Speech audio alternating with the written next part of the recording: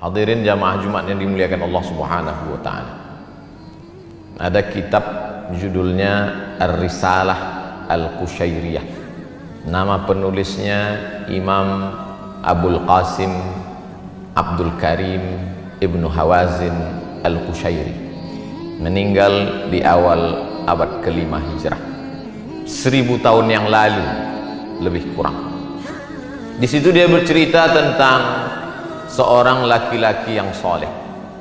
Soleh artinya baik, baik cakapnya, baik akidahnya, baik akhlaknya, baik tutur kata, santun budi pekerti.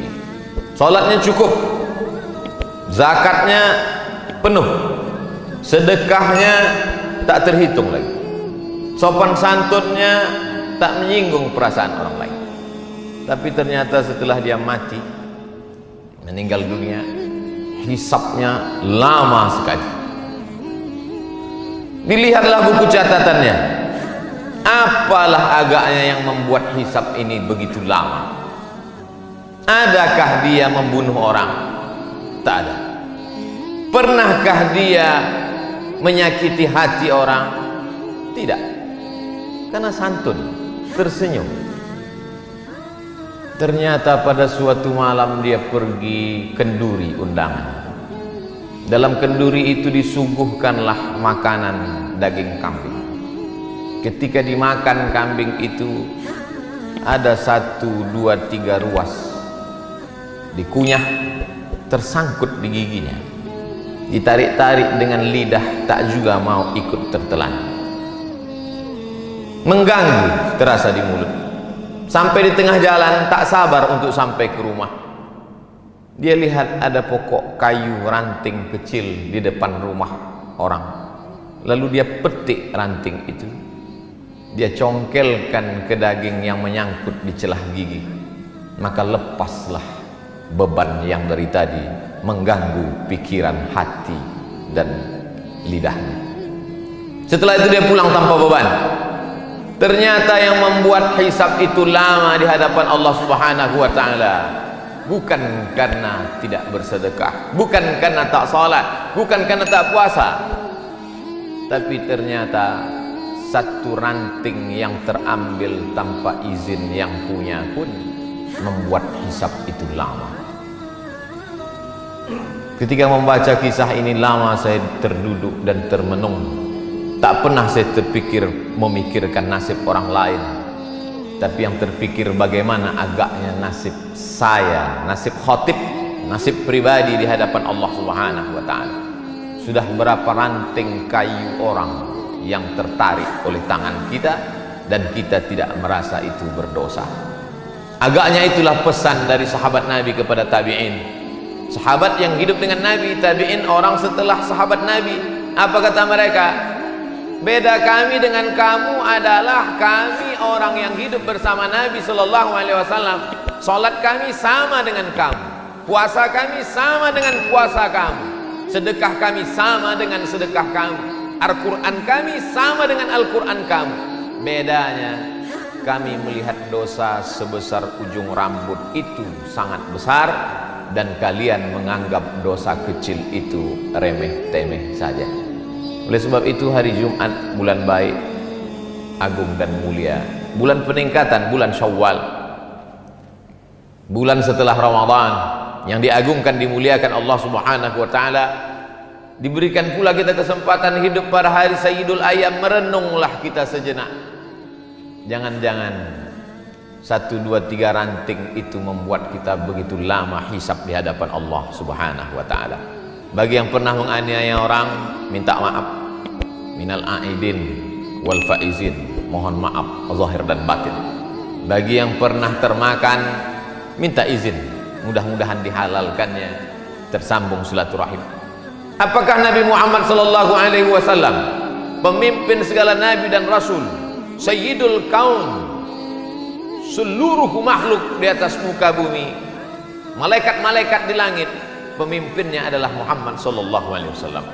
Apakah lepas dia dari sangkutan-sangkutan ranting ini? Hari Rabu Nabi naik ke atas mimbar. Hari Senin beliau meninggal. 5 hari sebelum meninggal, Kamis, Jumat, Sabtu, Ahad, Senin. Hari Rabu beliau naik ke atas mimbar. Man kuntu jalattu lahu zahran. Siapa yang pundaknya pernah tercambuk olehku saat aku menyambuk kuda, lalu ada orang bersembunyi di balik kuda itu, ujung cambuk terkena pundaknya. Hadza zahru. Ini pundak Muhammad. Silakan balas. Silakan balas sahabat. Daripada aku mencari kalian nanti di padang mahsyar di akhirat, lebih baiklah kalian balas sekarang. Man kuntu syatamtu lahu irdan. Kata-kataku kasar, menyinggung perasaan, sakit hatinya, dia tak membalas, segan karena aku nabi, maka inilah masanya. Hadza irdi. Ini harga diri Muhammad, balaslah. Nabi sedang menunjukkan bahwa dia pun tetap meminta maaf atas apa yang pernah dia lakukan, baik yang zahir, pundak tercambuk, maupun batin, hati yang tersinggung. Cukupkah dengan solat tarawih 30 malam lengkap dengan witir, tahajud, solat sunat pagi, awabin, isyraq? Cukupkah dengan zikir, membaca Al-Quran, khatam berkali-kali? Tak lepas, wahai jamaah Jumat yang dimuliakan Allah Subhanahu wa ta'ala. Kalaulah satu ranting membuat kita terhisap begitu lama, lalu bagaimana dengan orang yang sengaja memotong, mengambil, menggarap, menghabisi, lalu kemudian menganggap cukup tertebus dengan labbaik Allahumma labbaik, cukup ditebus dengan umrah, cukup ditebus dengan munajat di pintu Ka'bah. Begitu banyak yang membuat kita ada sangkutan-sangkutan di padang mahsyar. Makanya kata Nabi, ittaqu zulma, jangan kamu aniaya orang, jangan kamu zalimi orang, fa inna zulma zulumatun yaumal qiyamah. Karena perbuatan aniaya akan menjadi kegelapan pada hari kiamat. Mohon maaf, ada saudaraku yang digelapkan Allah di atas dunia ini, lahir dalam keadaan, maaf sekali lagi, buta, tapi gelapnya itu ada hikmah. Matanya tak pernah berdosa, di akhirat dia akan terang benderang.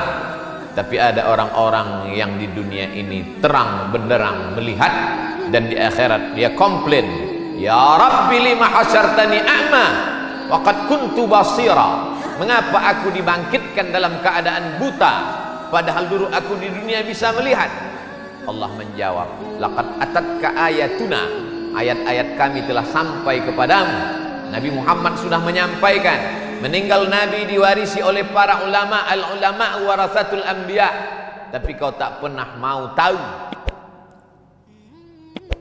Atatka ayatuna fanasitaha, ayat-ayat kami sudah kami turunkan tapi kau lupa. Fakadzalikal yauma tunsa, orang yang lupa maka hukumannya dilupakan. Jangan pernah lupa dengan security kita, cleaning service, office boy, tukang cuci, tukang kebun kita. Mereka orang-orang yang kita remeh-temehkan, kita rendahkan. Berapa tetes peluh keringatnya kita telan, mereka hanya tersenyum saja. Dia akan datang menghadap, di musim COVID-19 ini kami tidak ada uang tambahan Pak, anak kami juga perlu bayar uang sekolah, karena wabah tetap ada, sekolah libur tapi uang sekolah tidak libur. Mereka hanya mampu tersenyum kalau kita katakan. Orang-orang kaya yang hebat dan gagah perkasa itu akan berkata, tidak ada uang, gaji ditunda. Mereka tidak melawan, mereka hanya tersenyum. Mereka hamba Allah yang lemah. Tapi ingatlah, hisab kita terlalu lama. Irhamu man fil ardi yarhamukum man fis sama. Berkasih sayang kamu kepada hamba-hamba Allah yang lemah di atas dunia, maka Allah akan sayang kepada kamu. Seorang laki-laki duduk di dekat Nabi Muhammad SAW. Nabi duduk memeluk cium Sayyidina Al-Hasan dan Sayyidina Al-Husain, anak kesayangan buah hati Fatimah, pernikahan dari Sayyidina Ali bin Abi Thalib radhiyallahu anhum ajma'in.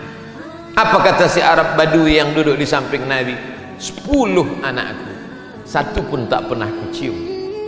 Apa jawab Nabi? Man la yarham la yurham, man la yarham la yurham.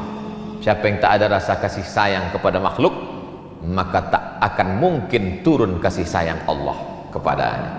bahwa kita banyak silap, salah dan dosa, ya jangan putus asa, karena ayat yang pertama dalam Al-Quran, Bismillahirrahmanirrahim, dengan nama Allah Maha Kasih dan Sayang.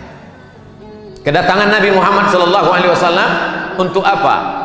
Wa ma arsalnaka illa rahmatan lil alamin, menjadi rahmat bagi semesta alam. Oleh sebab itu, bagi yang merasa silap, salah, dosa, ranting-ranting kayu, maka itu semua akan terlepas dari hisab kalau kita mau meminta maaf. Dan ciri orang bertakwa adalah wal afina 'anil nas, mau memberi maaf. Tapi ada orang yang angkuh dan sombong, merasa sudah menjadi penghuni surga karena begitu banyak infak, wakaf, zakat dan sedekahnya, lalu kemudian menganggap itu hanya remeh-temeh semata. Maka ingatlah, sesungguhnya tak ada yang bisa menolong kita di hadapan Allah. Yauma yafirrul mar'u min akhihi, saudara kandung pun akan lari. Wa ummihi wa abihi, mak kandung, ayah kandung pun tak bisa menolong. Wa sahibatihi wa banih, istri dan anak-anak pun tak bisa membantu. Likulli imri'im minhum yauma idzin sya'nun yughnih, karena semua orang sibuk mempertanggungjawabkan segala yang pernah dia lakukan, termasuk yang akan dipertanggungjawabkan adalah ranting-ranting tadi. Khutbah Jumat sulit untuk ditangkap karena situasi dan kondisi, tapi insya Allah keyword kata kuncinya mudah saja. Pulang jamaah Jumat ke rumah, ingat satu kata, ranting kayu yang remeh-temeh dan sepele, tapi dapat menyebabkan kita terkena hisab begitu lama. Yang menyampaikan nasihat belum tentu lebih mengamalkan daripada yang mendengarkan. Boleh jadi yang mendengarkan lebih dulu selamat daripada yang menyampaikan. Siapa yang paling mulia di antara kita hari ini? Khatib tidak lebih mulia, imam belum tentu mulia. Inna akramakum indallah, yang paling takut kepada Allah itulah yang paling mulia. At-taqwa hahuna, takwa itu letaknya di sini kata Nabi, bukan pada sorbannya, bukan pada jubahnya, bukan pada titelnya. At-taqwa hahuna, at-taqwa hahuna. Kalau ada rasa takut dalam hati, segera meminta maaf kepada manusia, meminta ampun kepada Allah, mendapatlah dia husnul khatimah. Tapi yang angkuh dan sombong, merasa cukup dengan amal, la yadkhulul jannah, tak masuk surga.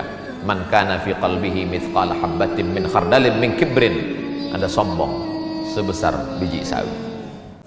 Ayo dukung Sidak, selamatkan Indonesia dengan Al-Quran, mencetak 23 juta penghafal Quran melalui program Satu Doa. Assalamualaikum warahmatullahi wabarakatuh.